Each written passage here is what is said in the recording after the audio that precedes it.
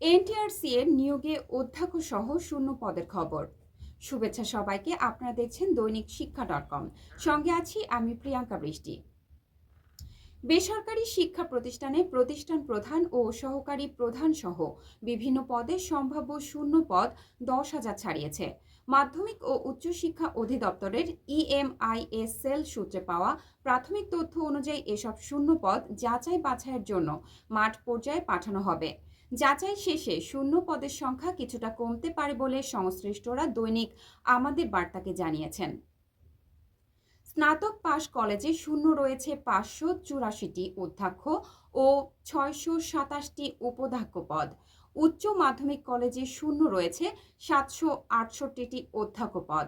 মাধ্যমিক বিদ্যালয়ে শূন্য রয়েছে 3,923টি প্রধান শিক্ষক ও 3,872টি সহকারী প্রধান শিক্ষক পদ। এছাড়া নিম্ন মাধ্যমিক বিদ্যালয়ে শূন্য রয়েছে 504টি প্রধান শিক্ষক পদ।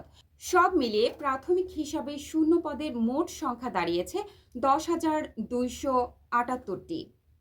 তবে সংশ্লিষ্ট সূত্র জানিয়েছে এটা চূড়ান্ত হিসেব নয়। মাঠ পর্যায়ে ভেরিফিকেশন শেষে এই সংখ্যা কিছুটা কমতে পারে, কারণ অনেক পদ নিয়ে আদালতে মামলা চলমান থাকায় সেগুলো নিয়োগ দেয়া যাবে না। আবার কিছু ক্ষেত্রে নিয়োগ সম্পূর্ণ হলেও সংশ্লিষ্ট ব্যক্তির এমপিও অনুমোদন এখনো না হয় সেসব পদকে শূন্য হিসেবে দেখানো যাবে না। দৈনিক শিক্ষা.com এর ইউটিউব চ্যানেলটি সাবস্ক্রাইব করতে ভুলবেন না। ধন্যবাদ।